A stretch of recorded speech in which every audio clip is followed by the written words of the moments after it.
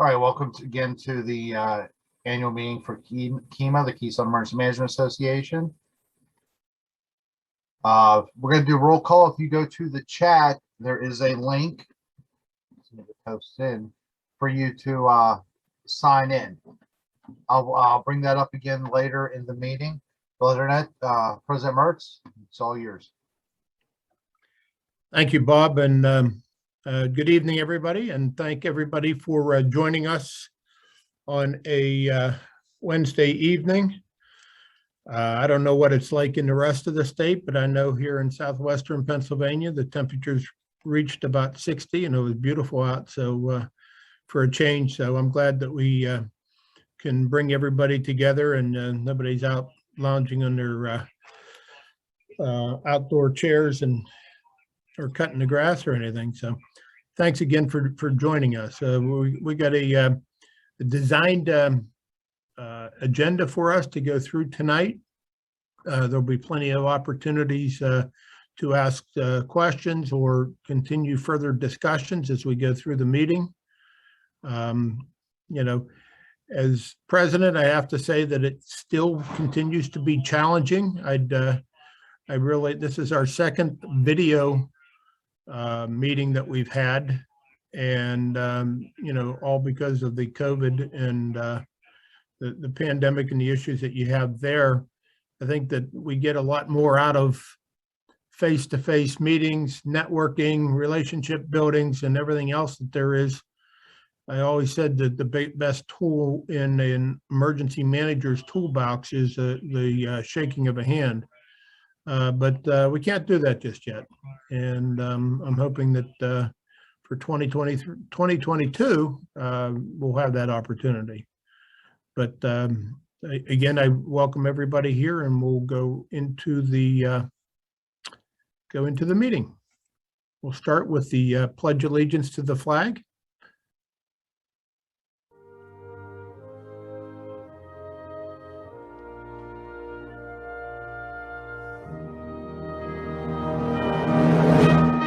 I pledge allegiance to the flag of the United States of America and to the republic for which it stands, one nation, under God, indivisible, with liberty and justice for all.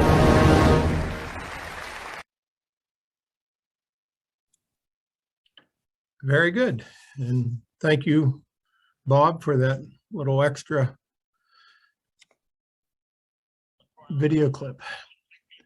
We'll start out with the reading of the minutes from the previous meeting. This will be the meeting minutes from last Thursday, November 12th, 2020 of the KEMA annual meeting and business meeting. And it's my understanding that the copy of the minutes have been sent out to everybody. I'll turn it over to the KEMA secretary, Amy Marie. Good evening, everyone. Earlier today, I did send out a KEMA reminder via email to join us for tonight's meeting, as well as attach the agenda and the meeting minutes from our 2020 meeting. Hopefully you all had a chance to read them. They are rather lengthy, so in essence, to save time, that's why they were sent out early. If anyone has any questions or if you have not received them, please let me know. President Mertz, I'll turn it back over to you. Thank you, Amy. So I would entertain a motion to accept the minutes of the Thursday, November 12th, 2020 KEMA annual meeting. Motion by John Matz. Second by Bob Gerlach. Thank you, John and Bob. Is there any opposed? Any opposed? If not, stand approved as submitted. Thank you. Okay, we're going to go with the reports of officers and committees. First, as we always do in our normal monthly meetings, we allow to hear an update from KEMA on things that are going on with them. I have to say that the relationship between KEMA and PEMA has been wonderful the past 2 years. And with that, they have been engaged in every business meeting that we've had, or board meeting that we have on our monthly side, and we've had tremendous dialogue. So with that, the Executive Deputy Director, Jeff Thomas, if you want to care to give your report. Hey, Bud. First of all, thank you for having us. And, I put together some notes, right, so that I actually happily have some conscious thoughts here as we brief you and not jump all over. And the top thing on the note that I put down is to thank you for your partnership. So it's funny that you mentioned that. I really appreciate that. I think that we just continue to mature the relationship. I think that this is really good for us. I think as we go forward, I think there's more we can do, especially around conferences. I know we're exploring ways that we can maybe provide a little more support. And instead of us trying to run a conference and you trying to run a conference, really piggybacking on what you do and making it a true emergency management conference that maybe you have a bigger part in and we are able to provide support for. That's really, I think, where we all want to go. So a couple of updates. I will try to run through these because I don't want to take a lot of your time. I know that I heard Roy loud and clear that you spent some time already on Zoom meetings today, and you'd probably like to get done. So the IDA recovery update, there's been 8 counties approved for IA and 12 approved for PA so far. An important date for you, the IA registration deadline, we extended it for 30 days. So that's going to go until December 10th. So if you have folks out there that haven't applied yet, it would really be good to have them apply. We've had over 56,000 registrations for IA for IDA, and they've approved $56 million in individual and household program dollars so far. 41.8 million in housing assistance and 14 million in other needs assistance. And they've completed about 53,000 inspections of homes already. So that's moving well. We only have 2 DRCs open, Bradford and York, and they're closing the end of this week. So all the other DRCs are closed, but the FEMA is still available to register and get help online or through the FEMA 800 number. We've learned a lot with IDA. I mean, it was the first IA deck that we had in 10 years. I think a lot of FEMA policies changed since we were around, those of us that were around for the last one. And I will tell you that the FEMA policy is at best a moving target right now. Even the federal state agreement we signed, there were 3 or 4 places where they had it listed as to be determined because they hadn't even made their policy decisions yet. So we learned with that. What I think one of the things we learned is that their requirements for DRCs seem to constantly change. I mean, I know that all of the county emergency managers have an idea where they put them. We can do a little better with that, I think, going forward, trying to knock down their policy so we can adjust our plans based on what their new policy guidance is going to be. I think mobile versus fixed worked pretty good for us in a lot of places. So I think we learned something there. And I think that what we want to be able to do in the future, and Randy, the director, has said this a couple of times, I think it's really a good talking point, is we want to position the state in a place where if there is a disaster deck, an IA disaster deck, we are ready and waiting on FEMA as opposed to FEMA being ready and waiting on us. So make sure we have places identified, make sure we are ready to go. Yep, this is where we want the DRCs. We want mobile, we don't want mobile. So I think in the next, as we go on with training and with talking, I think we'll work on that a little bit, because if we can put ourselves in a position where we're waiting on FEMA, I think we're in a much better position. COVID-19 update, we've all had a lot of COVID. Just give you an idea of the numbers. There's 561 projects we've had approved so far for a little over $455 million. It's a lot of money to recover back to the Commonwealth. They just extended the 100% reimbursement on the emergency protective measures through April 1st. So, and for the National Guard. So we continue to do that. We are still engaged to some extent with the Department of Health. Long-term care task forces, I think, are an issue. I think the next issue that's going to come up that you're probably going to see the same as we are is the federal mandate for everyone that works in a facility that receives federal funds to be vaccinated. I know we took a look at the state agencies. We still run a couple of state mental hospitals and a couple of state, we used to call them MR centers. I think they're called developmental disability centers now. And there's a number of staff there that are not vaccinated. So we get federal money, just like the counties get federal money for their programs. We're not too sure what that impact is, but we're keeping an eye on it. And I would suggest you do the same. I mean, if the feds are playing really hardball on this and they are going to not fund those facilities, there's going to be a lot of staff that we're going to have to figure out where we're going to get them, because the unvaccinated won't be able to work after January 5th, I think is the date. So that's just, we will learn that the same as you, because it's coming from the federal government. So I think the more we talk about that, the better that'll be. I almost hate to bring up Title 35 because it makes everyone on this call that's been on for a long time laugh, and I'm with you. I understand that, but a couple of things. We have tried to have conversations, and this is an ask, okay? We have tried to have conversations about things other than the 2 constitutional amendments with the people we talk to. And right now, really, that's all they're focused on.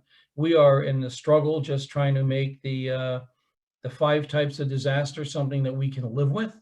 And what we're really worried about is the legislative mandate of how disasters are going to be managed. So we're focusing in on that. I know, Bud, we've talked about this. You folks have great connections to your local elected officials. The more you can do to help, I think it helps. The other thing is, we all know that we need some fundamental changes to Title 35. The simplest thing is, good workers' comp coverage for all of your specialized teams. If in fact we move them across the state so that we can move them, they're talented, they want to work. We're all worried about the coverage. So the ask is, to the extent that you have any chance to talk to elected officials, if they're playing with Title 35 because of the constitutional amendments, the more you can convince them that we should at least try to fix those couple of glaring things that we all know need to be fixed. I think that helps the whole industry, quite frankly. So I would urge you to talk to them if that opportunity presents itself. Mitigation, I'm happy about mitigation. A couple of good things, that PEMA is now responsible for the NFIP. I think that's smart. We also had our hazard mitigation plan as an enhanced plan. So it is now 20% instead of 15 for any declared PA decks. And HM was approved for the COVID-19 statewide, not at 20%. They capped the money, but we should have close to $65 million available in hazard mitigation.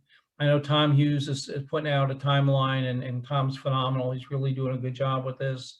But think about those bigger projects. That's really what we want to do. And the same thing with BRIC. There's $1 billion available nationwide in the building resilience and infrastructure and communities, whatever the heck BRIC stands for. I know what it is. I just can't spit it out right now. But we're at a competitive disadvantage with that, because the state, one of the things they look at is codes, the building codes.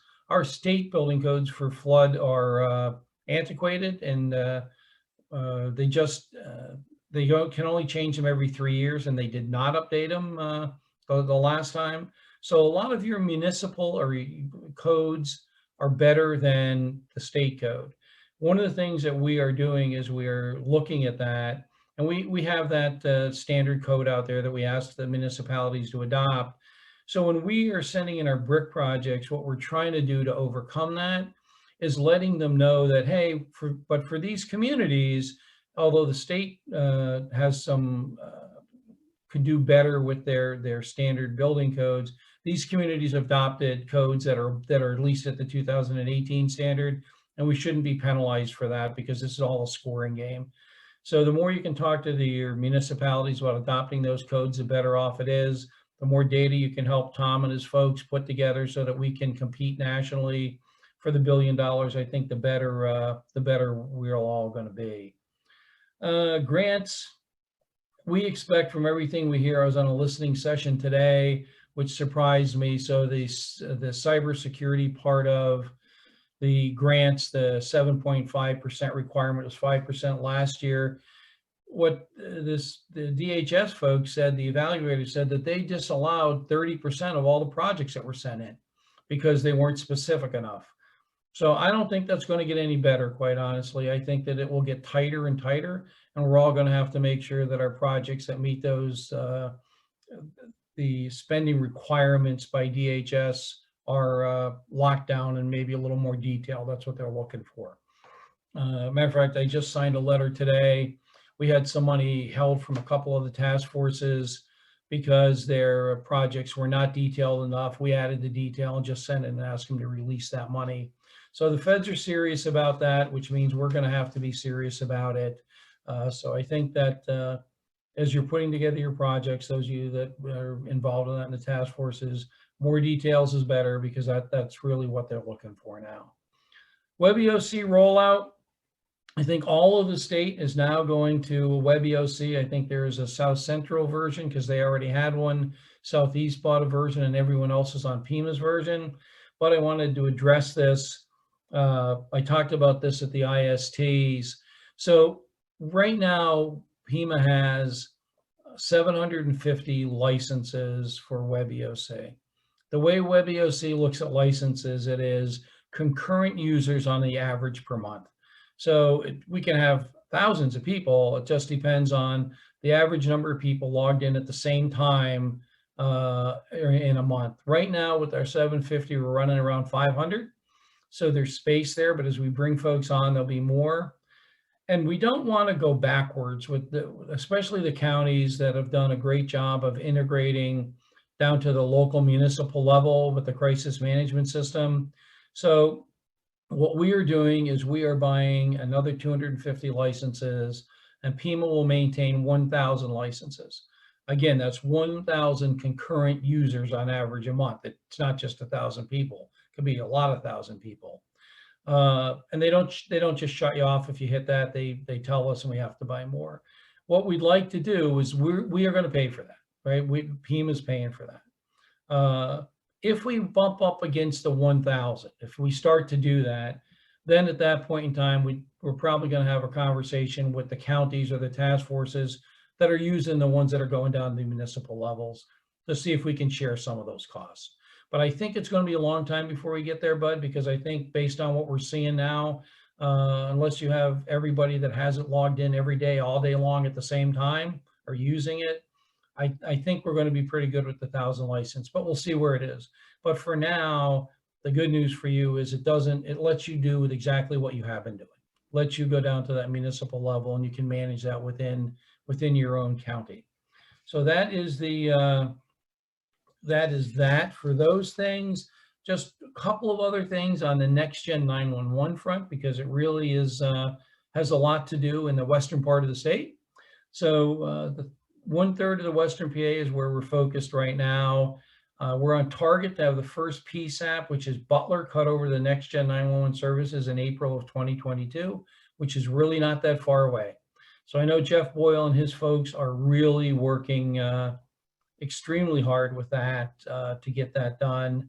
And the migration work will kick off at South Central Mountain in December of 2021, then continue to move east in a phased regional approach. This is Jeff's notes I'm reading. We had 109 applications for the statewide interconnectivity funds, totaling $21 million. And they're doing those reviews, and they expect in the next week or two that those grant awards will be out. That is really all I have. I know I tried to get it all out and get it done as quickly as I can. I'd certainly be willing to answer questions if anyone has them, or get out of your hair.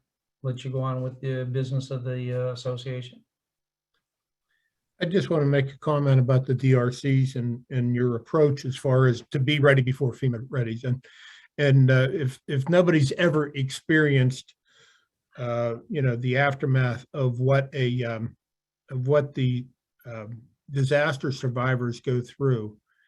And I know from my experience working with Hurricane Irene and Tropical Storm Lee, when you lost everything and you're just in that state of trauma or shock based on the fact you lost everything, the DRCs, having standing DRCs up immediately after that is very mentally healthy for these disaster survivors.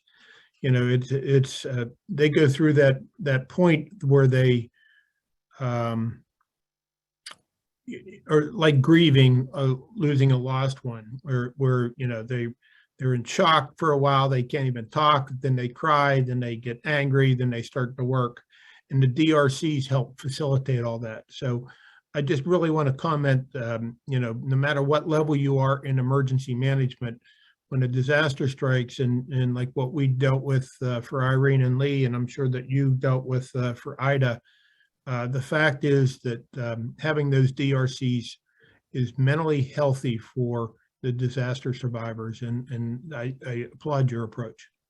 Yeah, but I couldn't agree more about how important they are. And the other thing is, you know, I had this comment a couple of times we made it because I brought in the same folks that set up those DRCs. And you folks, you were part of that team, but I wasn't there at that point in time. You set up 23 DRCs in 8 days or something like that. It's phenomenal, the work that was accomplished during Lee and Irene. That's the conversation that we were having, and it goes to the fact that it's been a while since we've had a IA deck, and that quite frankly, I've never seen FEMA's policies change so rapidly as I have around this. We were struggling, you know, getting good information to set up 6 or 7 DRCs, let alone 23. So my hat's off to you and the rest of the team that was at PEMA then that set those up, because you're absolutely right. If you haven't experienced, it's hard to understand just exactly what those folks are going through. I see that, you know, I see John Matz's picture happens to be on the bottom of my screen. I know John's really familiar with that. He's had his share in Schuylkill in the county. So yeah, that is good advice. So if there's nothing else for me, I appreciate your time of allowing us to. You're more than welcome to stay. I'll open it up to the board and the members if there's any questions or comments for PEMA. One more time, any questions or comments? Chat or any hands raised at this time? Thank you, Bob. Well, again, you're welcome to stay, and I do thank you for the partnership that we have continuing forward with PEMA and working closely together in getting our mission accomplished. So thank you, Director Thomas. Thank you very much. Bye. Okay, we'll go into the reports of the officers. First, and always the most important, is our immediate past president, Roy Shipley. Director Shipley. Thank you, President Mertz.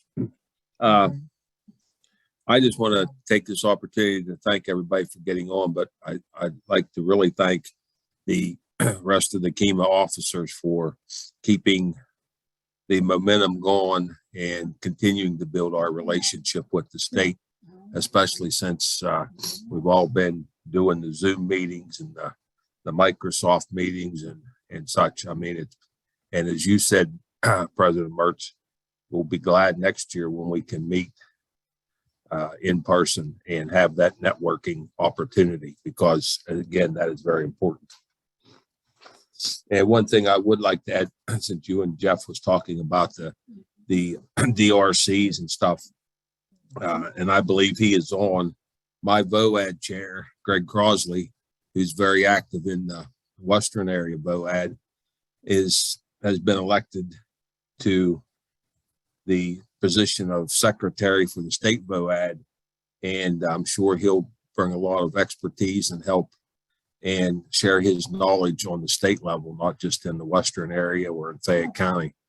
And I think it will be a plus for the state VOAD committee to have his expertise to serve on the committee. And I believe they take office the first of the year. But other than that, thank you for everybody's work and thank you for everybody getting on. And we just have to keep pushing forward and keep our agenda on the table and work with our legislators to try to push things through that we need to benefit us in emergency management. Thank you, Director. And thank you. Yeah, I just got a comment on that, I got to witness Fayette County's response to your 2016, I believe, flood that you had, and what your VOAD did in setting up the marks, and the work that you and Greg and your team did down there was just remarkable. And when we talk about being there for these people who lost everything, you guys, did that without an IA or a PA or any other FEMA assistance whatsoever. And you were there for your people. So I think that Greg's addition to the statewide VOAD is a good move, and congratulations, Greg. With that, I'll go to our Vice President, Bob Gerlach. Yes, thank you, Mr. President. Just compounding on what Immediate Past President Shipley stated, the momentum. We were building momentum. We lost a little bit with COVID. Now it's building back up. And we're going to need all the members to help with that, reaching out to your partners. KEMA is not just an organization for municipal, county emergency management, but also all disciplines that are in emergency preparedness, emergency management, whether that's your schools, your hospitals, your banking. So reach out when you're talking to people and try to get KEMA. We are only as good as our membership is and how interdispersed we are. Also with that, with the new year is coming opportunities to serve on a committee when we do committee reports. If you want to serve on a committee, whether it's any of the committees that come up, reach out to their chairpersons. Director Mertz will determine committees and new chairs for 2022 moving forward. We'll be posting who the new committee chairs are if there are any changes. And I really push for people to get more involved and try to help us out, especially as we are moving towards an in-person conference for 2022. That is the end of my report, Mr. President. Thank you, Bob, and good comments. We'll move on to our treasurer, Tony P. Mr. President, I do not see him on unless that's him on the phone. And I don't think that's his area code. President Marti did send an email. He was not sure if he was going to be able to make tonight's meeting. However, he did send me the report, and I'd like to read that for the group.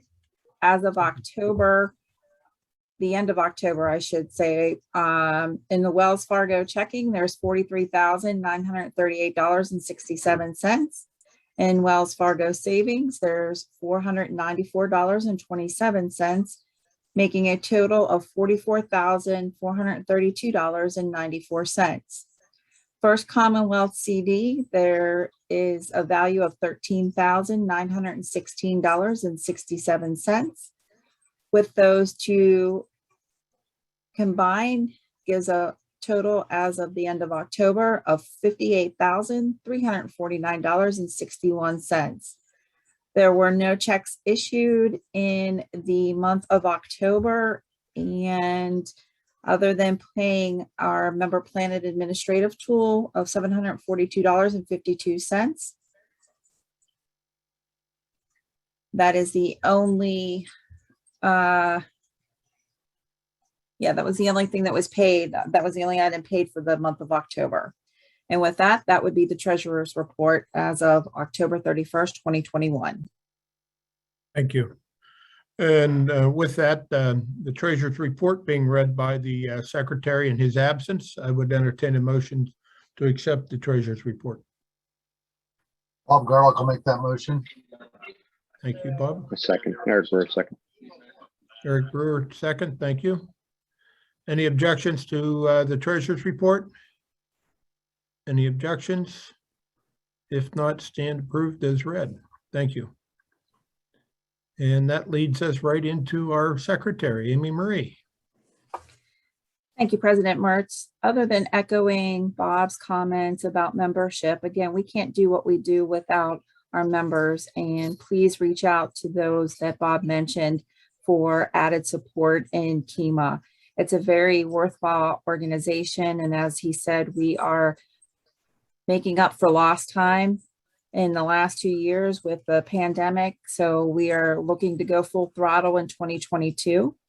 And the only other item I'd like to add is for membership to please go into your Member Planet account. Each member has their own account, and keep up your information as your phone number and your email. As you can tell, we do communicate mostly by email. And if we do not have the correct contact information, unfortunately, you will not be able to receive the information.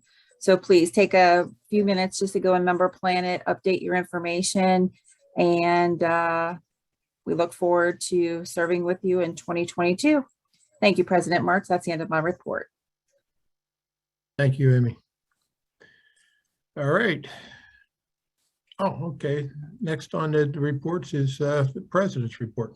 So I first have to acknowledge the team that we have together in the KEMA Board of Directors and the hard work that they do throughout the year,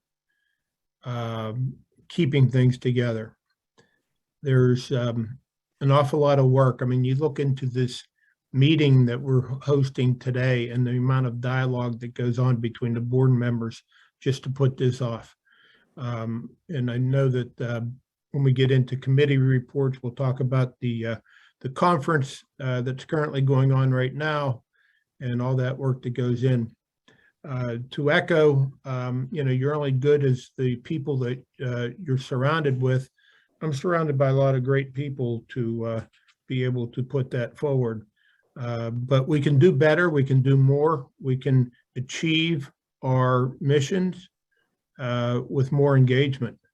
And, I think that as much as we want to try to provide the training and dialogue and education in emergency management to the different levels, I know that we could do better.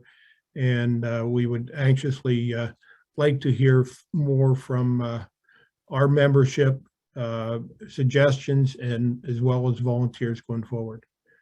I also want to, talk a little bit about the symposium without stealing Bob's thunder, but with Director Thomas talking about the hazard mitigation grant and the BRIC grant that's coming out, and the massive amount of money that's going to be available. And that's at the local level. So it's not really at the county level, but at the local level. There's a tremendous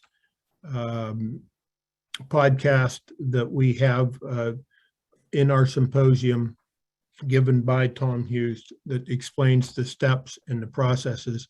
And I would encourage, if anybody has not signed into the symposium, that they take a look at that as well going forward. But other than that, I think that the years ahead of us can only get better after living 2 years in a computer screen. And I look forward to that opportunity as a KEMA member to be able to get out and meet more of our people and have face-to-face conversations. I think that that's important for us going forward. So that's all I have. We'll listen, our area representatives, we'll go to John Matz, who is our Eastern Area President. John? Yeah, I'd like to echo my comments from last year and also what Bob and Amy Marie said is as far as getting our membership out, because I think the membership in KEMA offers everyone the ability to develop relationships, to exchange ideas, and the opportunity to collaborate on projects, in training, on exercises, and that's to everyone's mutual benefit. I think the other thing too is in the rural counties, historically, we have had lackluster participation in the hazard mitigation programs or when we're developing our hazard mitigation plans. And if our local municipalities are going to have any opportunity of taking advantage of the extra funding that's now in BRIC and hazard mitigation grant program, they're going to have to get more engaged. And I think our best opportunity there is to reach out to our local coordinators, because sometimes they are the only people that we have regular contact with at the municipal level. So expanding out, reaching out to the local coordinators, getting them involved with our organization and with the county is going to be I think a good way forward for all of us. And that's all I have, Mr. President. Thank you. Thank you very much, John. And I believe Amy Amir, is she on the call? I do not see her on. Amy has done a great job for us this year, and not only in her position as the Eastern Area Director, but as her position and her history with KEMA running the conferences. And unfortunately, although we're very happy for Amy that she has moved into the private sector, it's we're losing her at the county level of emergency management. I don't think that we're losing her as a KEMA member, and I don't think that we're losing her as an emergency management. Maybe at the local level we'll have her, but just to give those comments that she's done a great job for us, and sorry that she couldn't make it tonight. Okay, Central Area President, Tony Subio. Tony. Thanks, Bud. Good evening, everybody. Here in the central area, first I'd like to second Director Matz's comments on engaging folks at the local level, especially for those hazard mitigation plans. That's been one of the areas of focus for our central area leadership with the Susquehanna River coming right through and so many major waterways. We've been focused on ensuring that information about hazard mitigation and funding that's available is pushed out to the membership. We realize that everybody's still been super busy with COVID, so the central area has been kind of taking a step back and not adding to the massive amounts of emails and touches that everyone's getting lately virtually. But really looking forward to the upcoming year as things open up again. Getting out to the central area ISTs, getting out to interface more with the membership. We've been passing on a lot of information from KEMA, from other agencies, through the membership, through the secretary, establishing links with some of our partner organizations like the Pennsylvania Floodplain Managers Association, and linking KEMA to them as well. And so that's where we are with central area, and I'll turn it over to Evelyn Fisher now.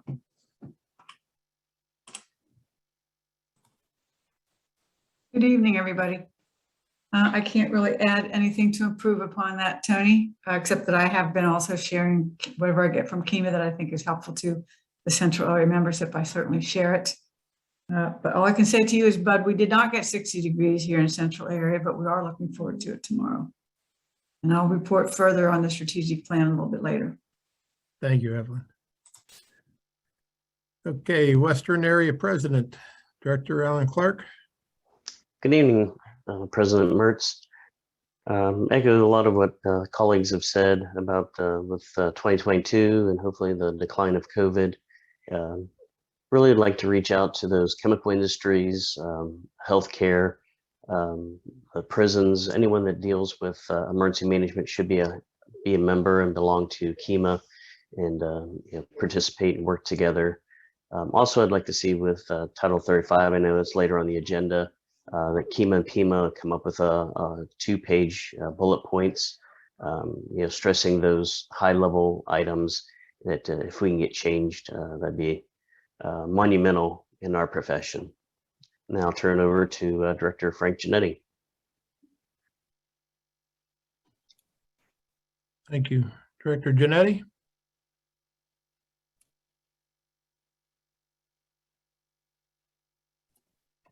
I knew he was on there. He is on, his lips are moving, but Director Yeah, he's Janetti, we unmuted, cannot but hear I you. don't hear anything. Yeah, You might have to reset there, Frank.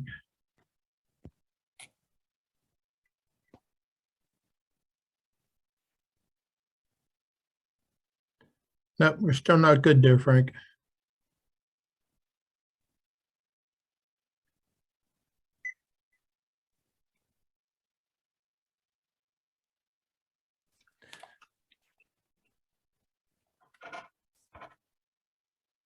We will continue on, and if we can hear from Frank in the very near future, we will circle back to him, because Frank always has some great things to talk about.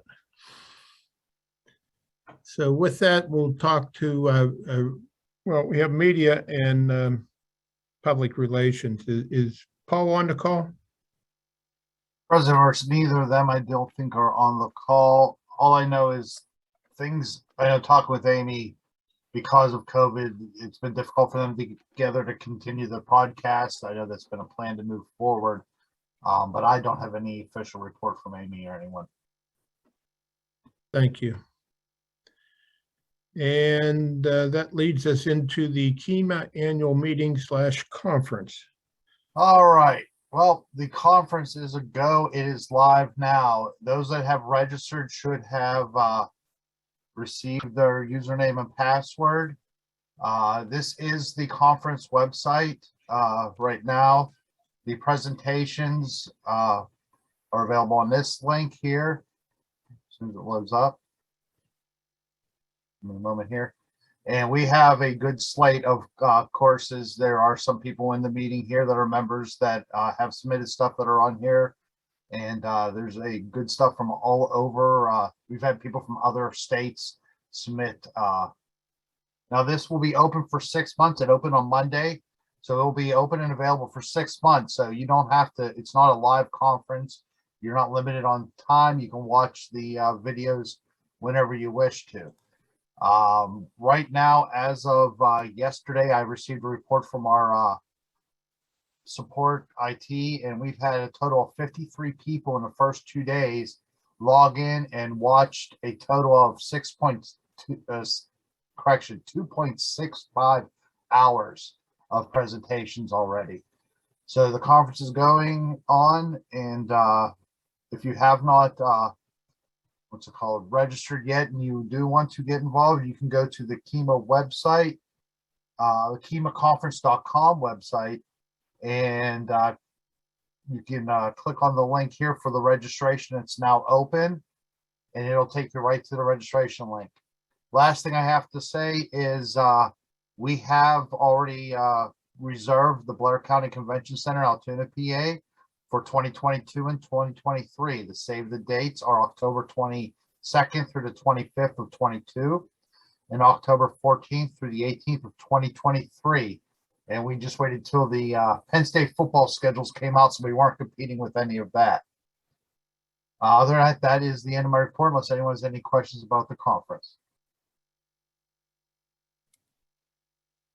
Hearing no questions, we'll move to Evelyn Fisher and Tony Subio on the strategic planning.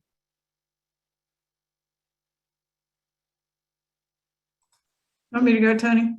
I'm sorry. I will defer completely to you. Okay. Go ahead, Evelyn. Okay. I've been capturing a lot of good stuff here for the strategic plan, which hasn't technically been really updated for a while, but there's a lot of reasons for that, as we've just been talking about. But just for the members who aren't real familiar, I'm just going to tick through. We only have 5 goals. I'm going to tell you what they are, and a couple of things that are in the red. We've been coding the strategic plan green as in very active, very progressive, lots of activity, yellow sort of, and not particularly, not sure which way it's going to go, and red, which is kind of stalled. The first goal is enhancing emergency management across the Commonwealth with ideas and techniques and all kinds of technology in every place and everybody we can grab a hold of. Goal 2 is sustain and enhance membership, and I think you heard several comments about that on the call already. Goal 3 is coordinate efforts in a common cause, and some of that would be the disaster response and disaster recovery centers we were talking about, and Title 35. So we heard about a couple of those things already on the call. Goal 4 is recognize the importance of public-private sector partnerships, and that is a red. We haven't, as far as I know, Bud, we haven't come up with a chair for that committee. I think we've asked several times, and we just haven't even had anybody step forward. I think things are moving maybe in the counties, but not so much in a KEMA controlled fashion, like Alan Clark mentioned, chemical industries and healthcare. We have the healthcare coalitions, and we seem to have a little trouble pulling them into our fold.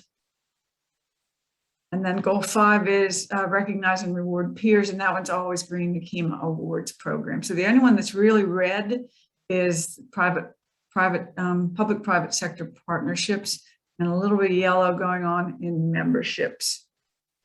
So Bud and Tony, with your acknowledgement, I think what I'll do is keep track of what everybody's talking about tonight. I got a lot of stuff from Director Thomas, which is good, and I'll put this into a more readable form. Right now it's in a chart, and send it out to the membership in draft, get some more comments back, but it really could use an in-person chewing up and spitting out kind of thing, but that can wait until we get to see each other. Hopefully that will be soon. Tony, you have anything to add? I do not. Thanks, Bud. Okay, thank you. And Evelyn, great report. And I agree with you as far as the colored codes and how things are moving. And the private public partnership sector partnership is important, and we have to move forward there and acknowledge Director Clark and his, as he mentioned it as well.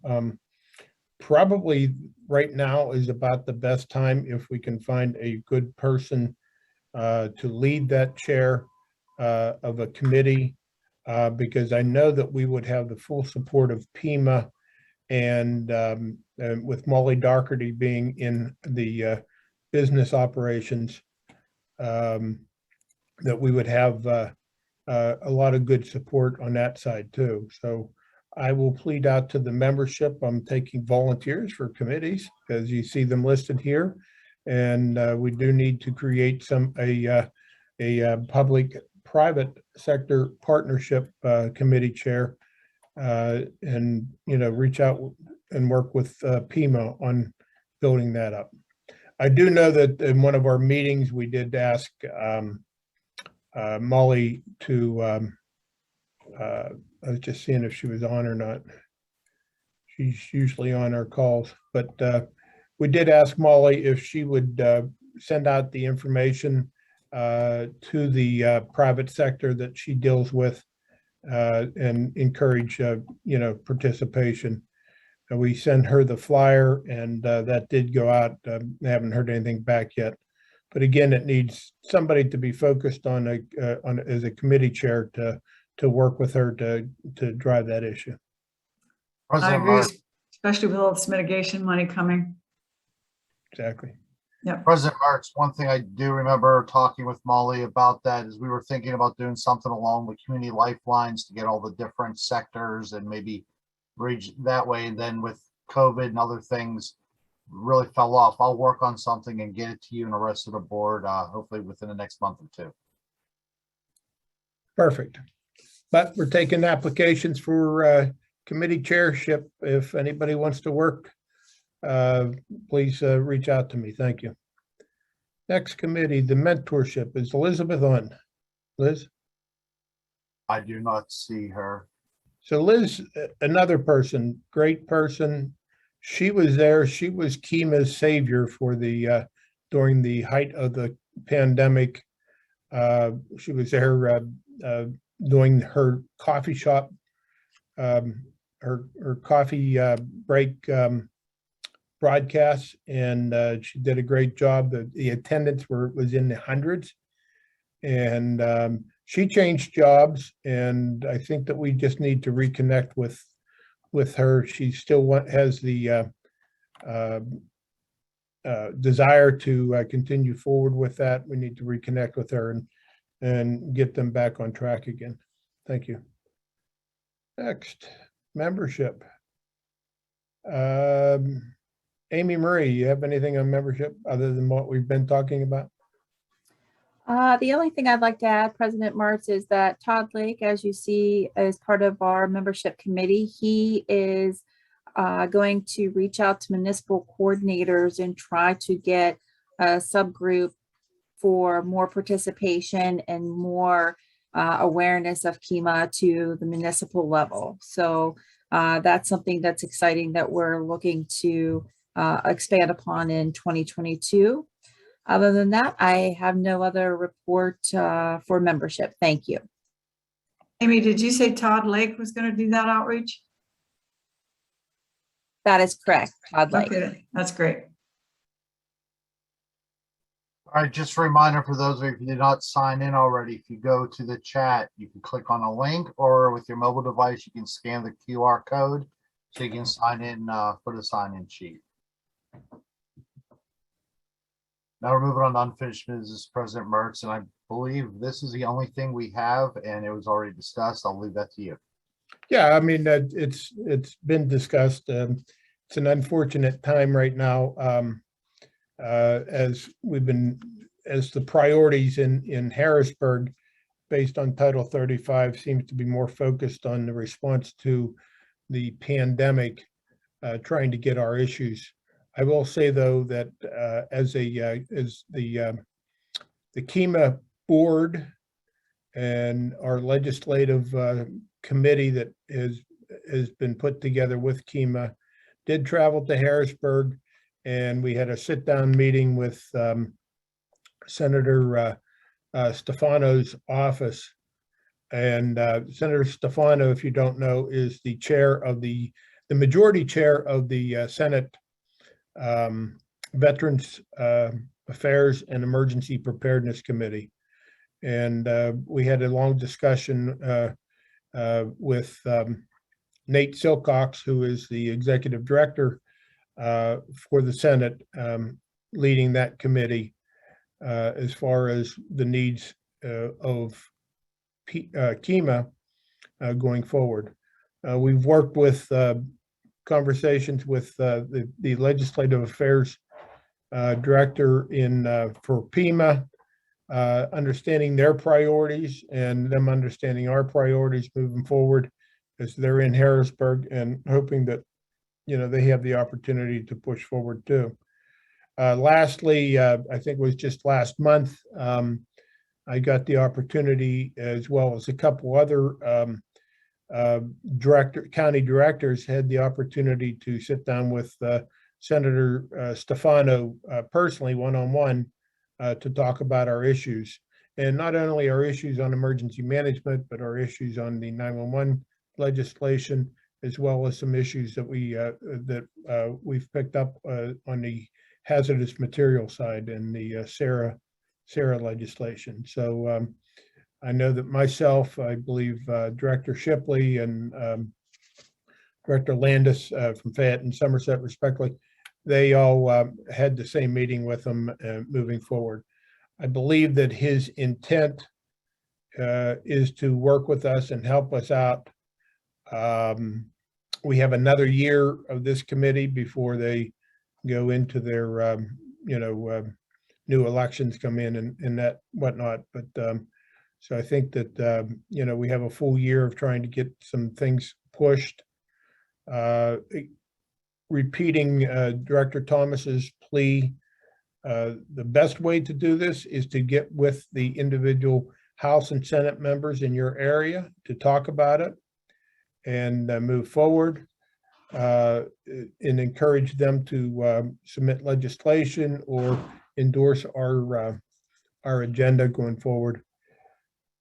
And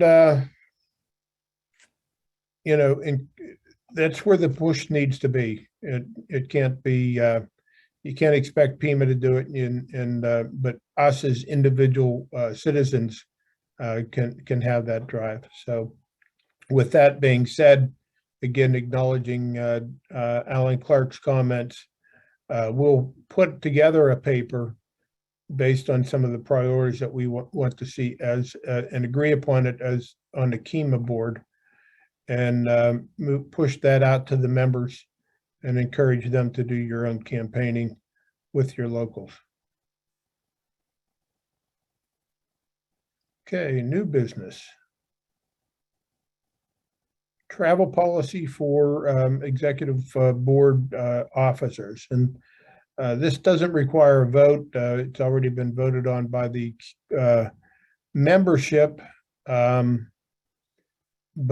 by the board of directors.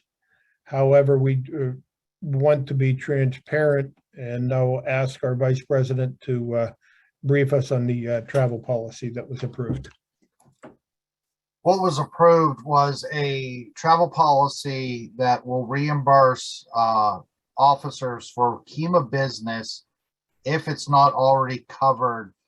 We do have, as we're trying to expand our membership to not just being governmental, that might have a vehicle and be able to do KEMA business on their work time. The purpose was for those that do not have those benefits to not use as much out-of-pocket expense if they're doing official business of KEMA. It has to be pre-approved by the board before they can incur that expense. And it has, obviously, the treasurer's involved with those decisions at that time. So we developed a travel policy that is available if anyone wants to copy it. I believe it is available on the website. If not, I'll make sure it gets on there. But it's just basically that if somebody has to travel and they don't have any other means to get the travel, whether it's vehicle, hotel, or otherwise, they have some sort of reimbursement just to limit that out-of-pocket expense. That's all I have to add on that. Thank you. Any questions? If not, your next slide. Okay. I guess this one's mine. We now have a KEMA apparel store that is available through Waterfront Embroidery, actually here in Pittsburgh area. If you go to kema-pa.org, there's a link on there, or you can scan that. One thing is, at times this is a live store that their what's it called? Their inventory might be low. So if something comes up that it's not available, you can always call them, let them know so they can make sure that inventory comes in, or or they can special order it. But we have a multitude of stuff from sweatshirts to button-down shirts to hoodies to sweatshirts, even tactical shirts and job shirts that have either the KEMA logo, or we have the keep calm and call the emergency manager design. And those are available at this time. I bought 2 of those. Yeah, you were the first one to buy anything. Any Black Friday discounts coming up here? That I don't know. Well, get your Christmas shopping done early. Thank you. This is just an announcement that we did have a spring meeting. It's not an official meeting, but we just had a meeting just to update. And if you have not seen that, you can go to our YouTube channel or use the QR code, and it'll take you directly there. Just update what happened last spring. Thank you. And we will be repeating the, hopefully repeating the spring meeting for 2022. Go ahead, Bob. We talk about our annual awards, and our chair of the annual awards, I guess, is Mr. Gerlach. Oh, let me bring this. Yeah, we had our annual awards, which the nominations were in. The executive board went through the awards. The Harry Robidoux Award for Excellence in Emergency Management is awarded to a county coordinator exhibits all that's good and right in emergency management. And the winner is David E. Cubison, Director of Bedford County Department of Emergency Services. So Yay! The Municipal Coordinator Award for Excellence awards the emergency management coordinator of a local municipality who demonstrates exemplary performance is indicated by a level of excellence or achievement that is above and beyond what is considered the normal duties of the candidate. And that has been awarded to Kevin Hinkle, the emergency management coordinator for Byrne Township in Berks County. Congratulations. The Paul R. Beatty Partnership Award for Cooperation Collaboration is presented to the person or organization that exhibits the characteristics of cooperation, collaboration, and fostering emergency management principles. Congratulations to Keith Morse, the EMS coordinator for Allegheny County Department of Emergency Services. And finally, our Spirit of KEMA Award, which was established in 2011 to recognize members who work tirelessly to advance KEMA as an organization, advocate on KEMA's behalf, and forge partnerships that seek to advance the emergency management profession as a whole. And I went to Elizabeth Hess, who's the Regional Director of Emergency Management for WellSpan Health. Now under new business, Mr. President, I'll turn it over to you. Thank you. And congratulations to the winners of those awards. And it's my understanding that our past protocol will be to, under this video atmosphere, is to send them out, and hopefully we can re-acknowledge them in front of the in-person meeting for next year. Thank you. And with that, the floor is open for any other new business that needs to be brought up. Mr. President, it's John Matz at Schuylkill County. Go ahead, John. I forgot to mention this during my report, but we might be a little thin on the eastern end because this is the week of the Limerick Generating Station exercise. I had forgot to mention that, so I just thought I'd throw it out.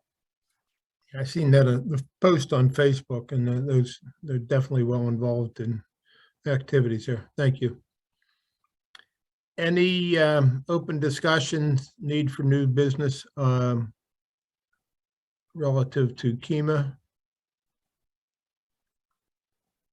One more time, anybody? Any hands raised or anything in the chat? Okay, if none, we'll continue on. Some people have typed their name in the chat. That is not how you sign in. Please click the link that I posted in the chat. But I have something I was just going to do it in the chat, but it's easier to just ask you and Bob. Cubby, as the award winner for the Harry Rubdo award, I would like very much to present that to him personally at our holiday luncheon, if that's allowable. Maybe Tony would care to join me. Or did you guys have different plans?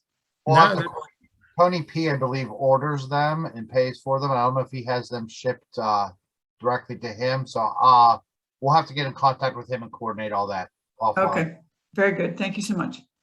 Yes, Evelyn, let me know when that is, if that's how the presentation will be made. I'd love to be there. Okay, mark your calendar for December 8th. Yeah, I don't know if the word will be prepared by then, but we'll try.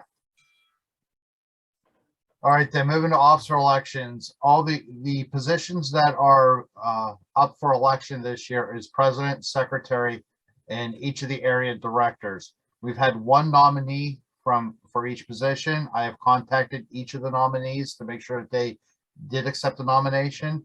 So the first four are incumbents: the current president, President Mertz, current secretary Amy Marie, Western Area Director Frank Giannetti, Central Area Director Evelyn Fisher, and then Eastern Area Director Amy Emer decided not to run this year with everything going on with her change in employment. And Tanya Hook was nominated. She's unfortunately unable to be on the meeting, but she has accepted the nomination. So at this time, Mr. President, you can open the floor for any other nominations if needed. thank you. And then that's what we'll do. Open the floor. Is there any nominations for president? Any nominations for president? Any nominations for secretary? Any nominations for secretary? Any nomination for Western Area Director? Any nominations for Western Area Director? Any nominations for Central Area Director? Any nominations for Central Area Director? And any nominations for Eastern Area Director? Any nominations for Eastern Area Director? Mr. President, I'd like to make a motion to close nominations. Okay, the motion's been made to close nominations. Is there a second? Second, this is Roy. Thank you, Roy. Moved and second to close the nominations. Any objections to the motion? If not, the elections is closed. Mr. President, with there being no one running for anything, I would ask the secretary, I make a motion for the secretary to cast a unanimous ballot for all 5 positions. Can I have a second on that? Second by John Matz. Okay. We have a motion and a second to have the secretary cast the ballot for the 5 positions. Any objections? Any objections? If not, congratulations to all, I think. All right, that makes my life easier for this one, so I can skip past it.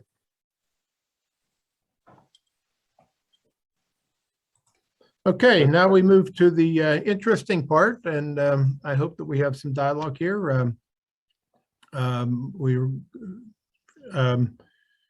Information as far as for the good of the association. It's open for discussion from the floor. Have any comments? Concerns? Suggestions?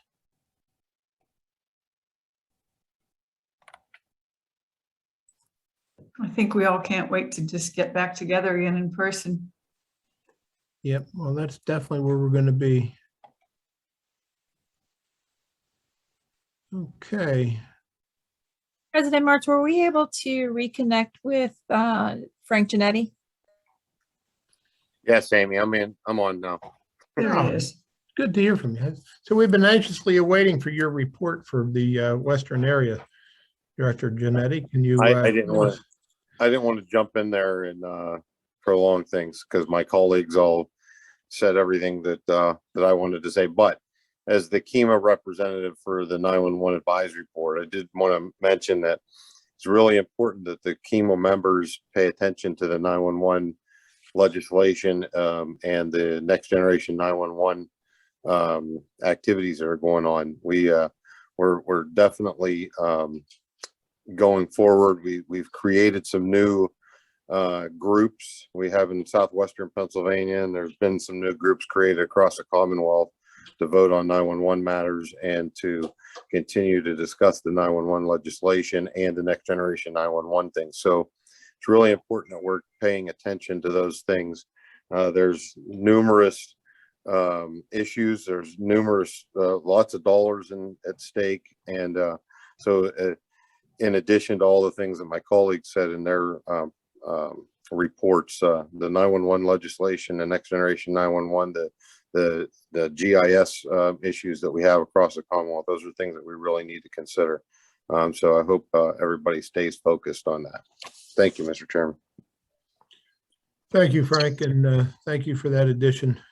We'll make sure that we put your position as far as the KEMA rep to the 911 board on our committee meeting so that we don't skip over that either. Okay. One more time, any other comments from the floor? I see that Tom Hughes from KEMA had joined us, and I resent him a link. okay, I just want to make sure that acknowledge that Tom Hughes, we had a lot of talk about the hazard mitigation and the brick, and acknowledged your portion of the on the conference. Just if, you know, so I just want to acknowledge that he is with us and he has been active in corresponding back and forth with KEMA to share information with our membership. Tom, you have anything else?